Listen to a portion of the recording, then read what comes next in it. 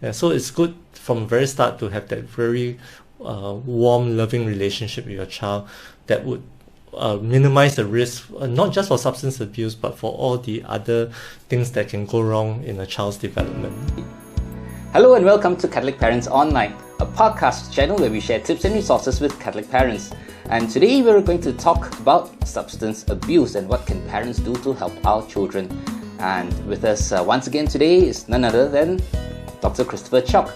Dr. Cheok is a psychiatrist, a senior consultant and chief with the Department of Forensic Psychiatry at Institute of Mental Health.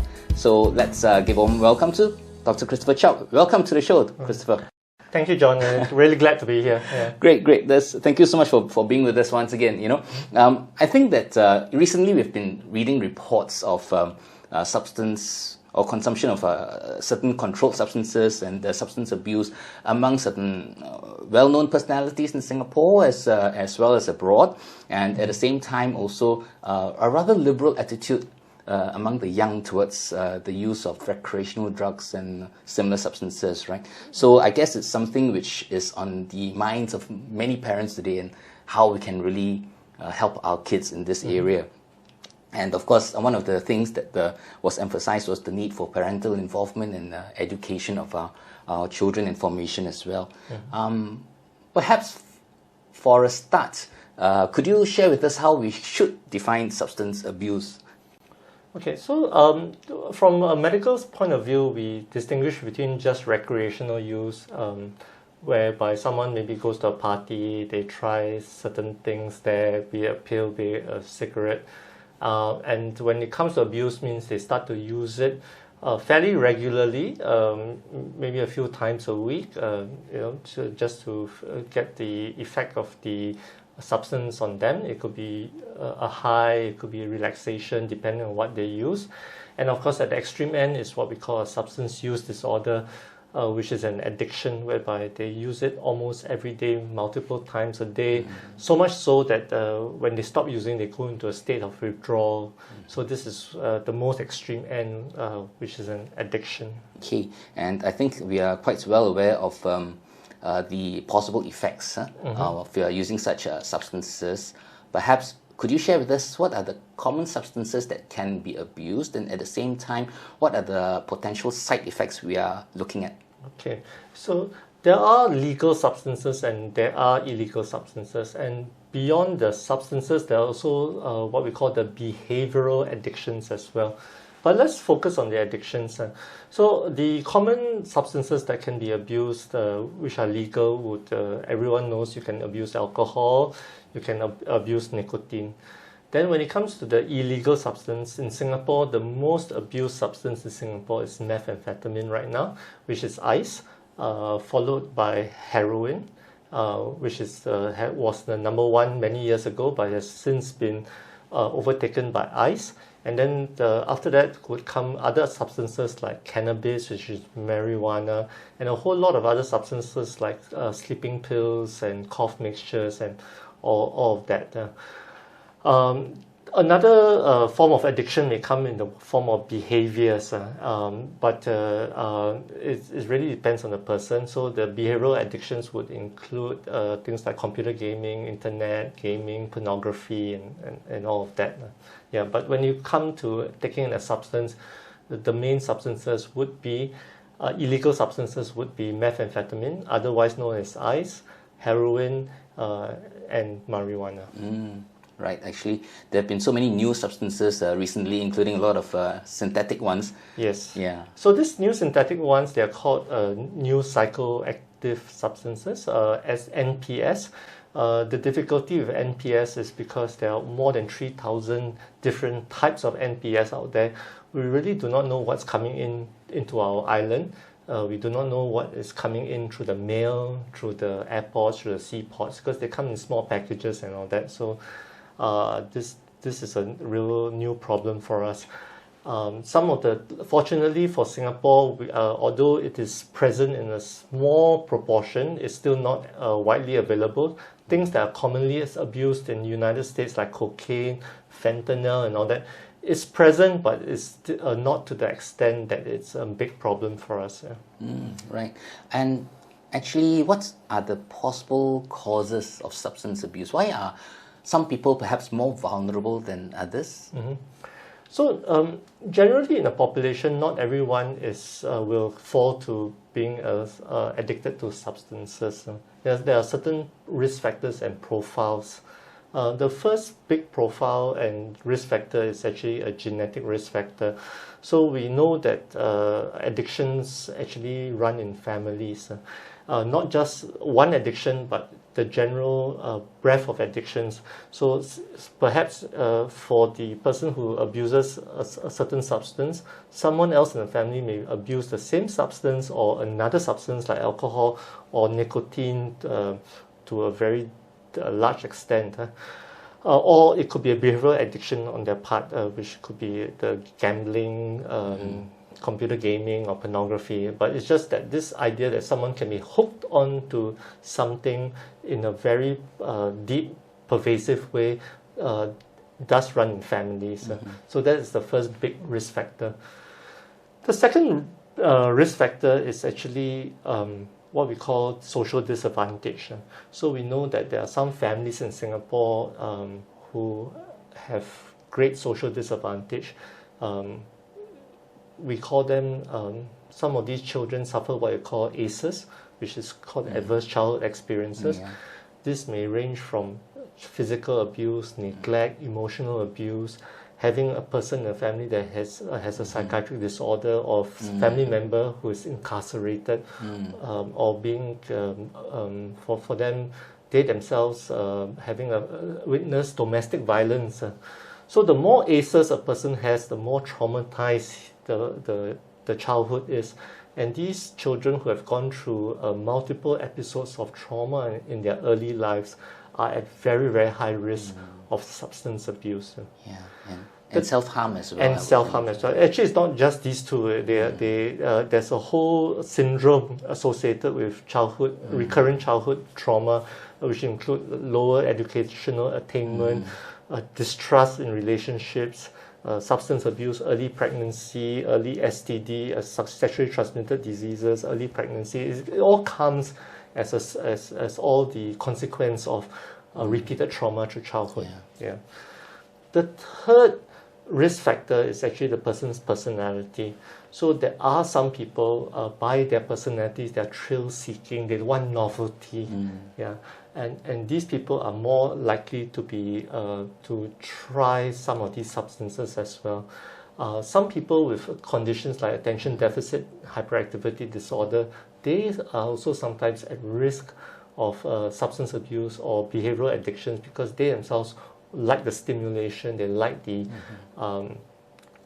novelty of the experience and the thrill of and the high of the abusing the drugs. So in summary, there are three broad risk factors. The first risk factor is family disposition through their genetics. The second is childhood trauma, repeated childhood trauma. And the third is personality factors, thrill-seeking, wanting to get high, wanting to have fun, the hedonistic sort of lifestyle. Yeah, it's interesting. I'm thinking that some of our listeners might be thinking, okay, it runs in families, but to what extent does genetic basis play a part, and to what extent does nurture play a part? Because it seems that these individuals and young people would have been exposed to a so-called common family environment which causes them to be quite disadvantaged in the upbringing, right? So I guess it's this same question, which is nature versus nurture, to which is more prevalent based on the studies and the data we have so far. So certainly, I think the genetic factor is not 100% that just because you have one family member, the rest of family members will be addicts. It's actually much less than that. It's just that we see addictions and substance abuse cluster in certain families. So given the genetic predisposition, it puts them at risk. However, I think it's more the social disadvantage, the recurrent chronic sort of exposure to trauma through a disadvantaged upbringing, the frustration of living in a household that doesn't accept you, subject you to abuse, to neglect, and for you to witness violence, these are even greater risk factors than your genetic predisposition. I've seen families whereby there are 8 siblings and only 2 have substance abuse. The other 6 are okay. So the genetic risk factors is not strong. It's present, but it's not that strong. I think more critical is the exposure to all these childhood stresses that would frustrate the child, and eventually these children will seek their company in groups of people that will accept them and even manipulate them, and that's where they get introduced in the world of drugs. Yeah, that's right. So I guess parents, of course, would certainly hope and pray that our children won't walk down that path, right? Certainly, and yeah. it's such a painful experience for parents, I'm sure. And I can also say that from my experience, there have been a number of parents who really have done what they could, right? But at the same time, some of the children still went on to abuse certain substances and so on, right? And perhaps even through behavioral manifestations as well. But really, for parents, what can we do to help prevent our children from getting into substance abuse? I mean, to the best of our ability, there's no 100%. Of course, yeah. Because there's this like the third factor is what I spoke about, is that some people just have that personality type that just want to be hedonistic, enjoy life, enjoy the high, enjoy the fun, enjoy the thrills. So some of these people, because of the personality, we can't prevent that. However, for parents who really want to minimize the risk of their children going to any form of abuse, and this is not just drugs, it could also be alcohol, it could also be the computer gaming and gambling and all this. What's most important is to provide that child that home environment that is nurturing, that's loving and accepting and secure. These are the really fundamental ingredients to prevent child abuse in the family. Parents should try to be sensitive to the child's needs. Every child is different, but every child wants to feel accepted, wants to feel loved.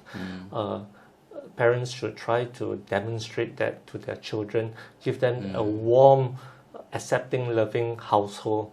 Not every child will grow up to be your expectation or your wishes. But as long as you maintain that relationship, they know they can trust you, they know this family is secure, it will minimize their chance of going into substance abuse.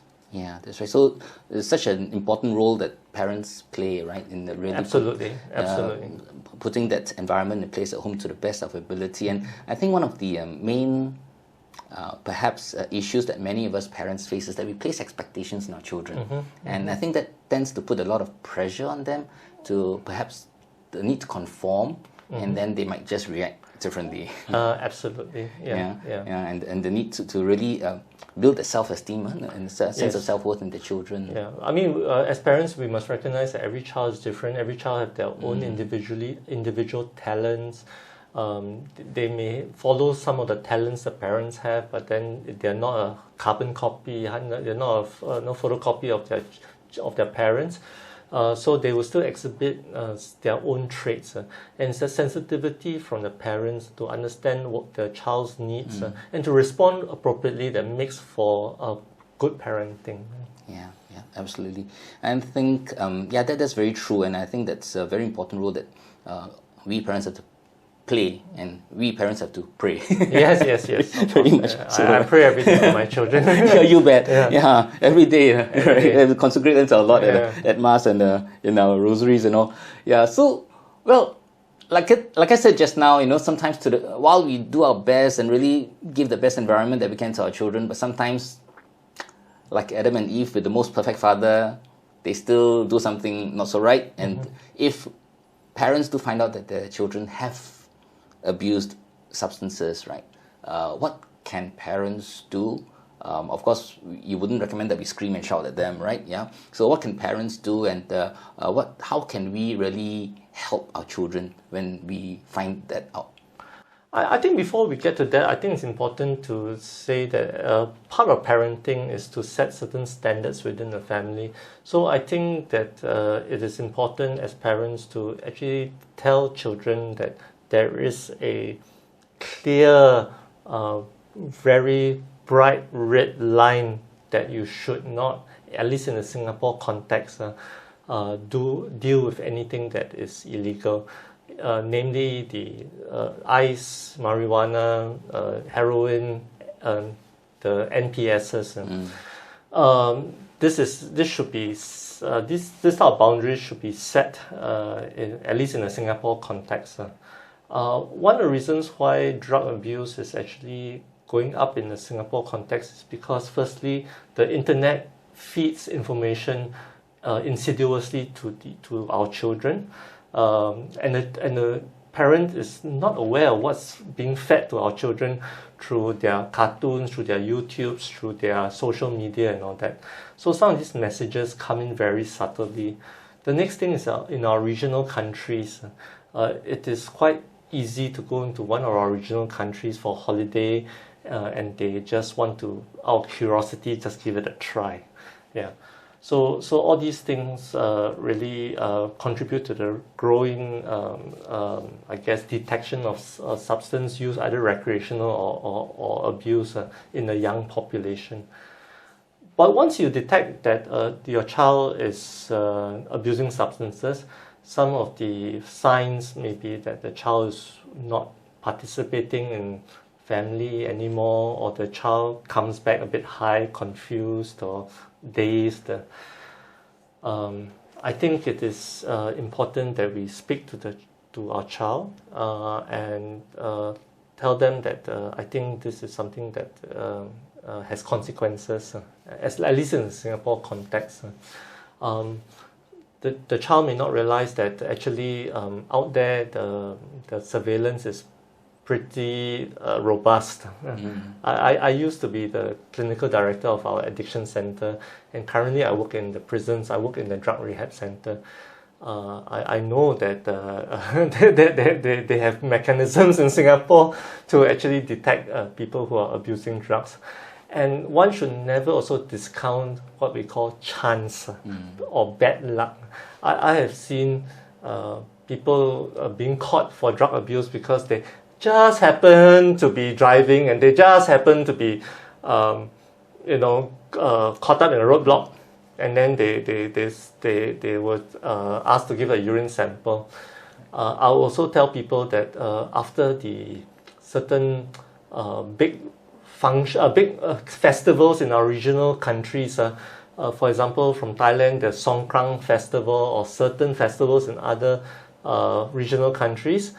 Some people may experiment with things there, and when they come back to the airports, they may just have bad luck and ask to give a urine sample. And lastly, sometimes people are unaware that people are filming each other at parties and all that, and if you just happen to be caught on someone's video or news feed, social media feed, using one of these bongs or smoking one of these ice contraptions, then you'll be prosecuted. So it's just that sometimes the young people don't understand this thing called bad luck and chance. Yeah. We're not talking about this type of big CNB operations to catch people. Sometimes it's just sheer bad luck that you are detected. But I think it's important that once this happens, that the parents give a heart-to-heart talk with the child and really try to educate them about the harms of substance abuse, and hopefully these people will just stop on their own because they're just in the discovery experimental phase. But once it comes to a recurrent drug use, I think they should seek help. They should seek professional help, because once the addiction is really established as a habit, it is not easy to break. Absolutely right. So I think let's say if it is really quite difficult to break, and it is so heartbreaking for parents when they see their children struggling to come out of it? What else can parents do, to help the children? I think they should try to. I think there are two parts of this process. The first one is what you can do within the family. I think within the family is difficult because on the one hand you are trying to stop their behavior. On the second hand, they are trying to resist. The child's trying to resist stopping. So the parents should try their utmost to maintain the relationship, because once there's no relationship, the child will not listen to you. So whilst you attempt to convince the child to stop, I think you should also demonstrate that you are there to support them, and the love is unconditional. If they can't stop, then I think turning to professional help is a good option. There are services in the public sector, in the volunteers, charity sector, as well as in the private sector. So in the public sector, many hospitals do have small addiction services within the psychiatric departments. But there's also the National Addictions Management Service, for which I was the clinical director there 5 years ago.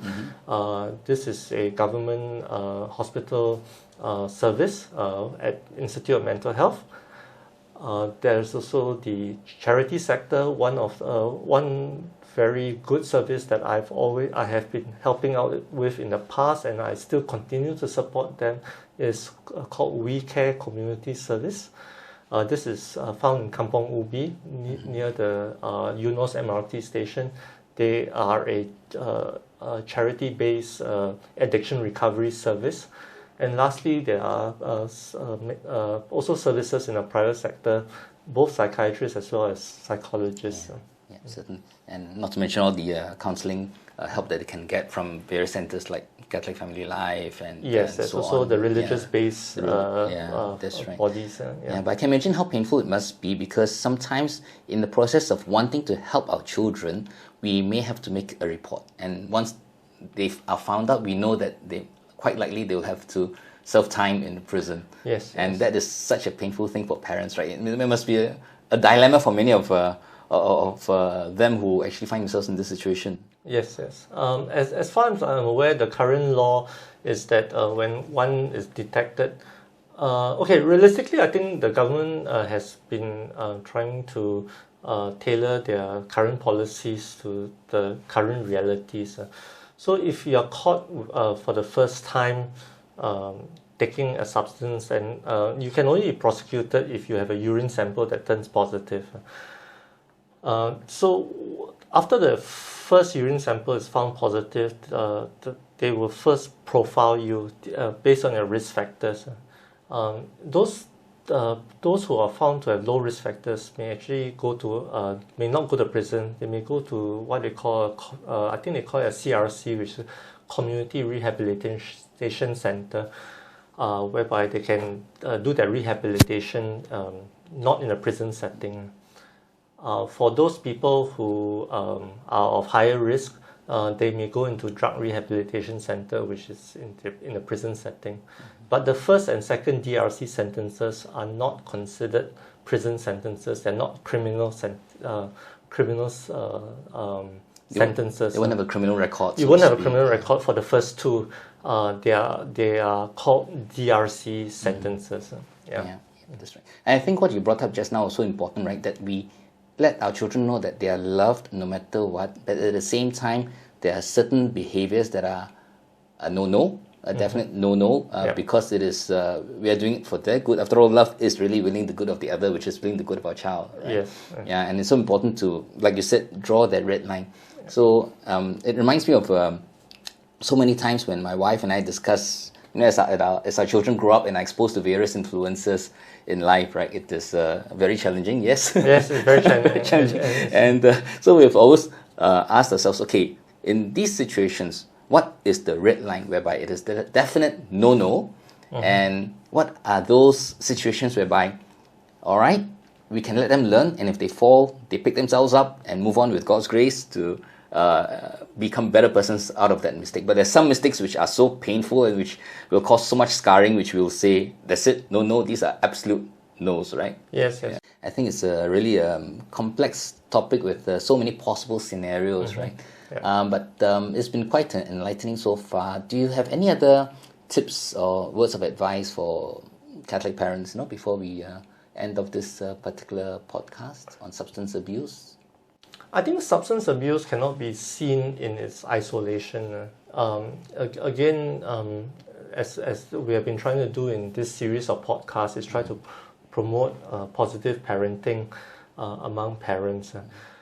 Chances are, if you raise your children in that loving way, accepting way, and empathic, sensitive way, yet setting certain standards and boundaries within the family, which are reasonable, I think you really minimize the risk of the child going into substance abuse. I think, for my personal view at least, I think it is absolutely all right to set standards and expectations of a child as even going into their teenage years. I think if you don't set certain reasonable, sensible expectations, then their influence will come from social media, for which you have no control. You don't even know it's happening to them. The peer influence is also so strong that there's something that you can't get over. You can't overcome. So it's good from the very start to have that very warm, loving relationship with your child that would minimize the risk, not just for substance abuse, but for all the other things that can go wrong in a child's development. Yeah, that's right. And I think there's a fantastic summary of what we have discussed so far, right? And what you have brought up is basically, number one, establishing a very good relationship with our children, and then also showing our unconditional love. But at the same time, because we love them, we set boundaries, and there are certain boundaries that we tell them that they should not be crossed, right? Yes. And because we love them, Yes. and but to let them also know that no matter what happens, we'll be there for them, and if they do make mistakes along the way, well, we are there for them to support them and to guide them and to continue that journey. Absolutely. On in life. Yeah. Yes, that was a very, very good summary that you gave to us. So, yeah, thank you very much, Christopher. Thank you. It's been great to be here. Wonderful time. Yeah. So, dear friends, we've just heard from Dr. Christopher Cheok, psychiatrist and senior consultant and chief of the Department of Forensic Psychiatry at the Institute of Mental Health. And we are very fortunate to have him once again to speak on this topic of substance abuse and how we can help our children avoid this pitfall. So, thank you very much, and till we meet again, take care and God bless you and your family always. Bye-bye.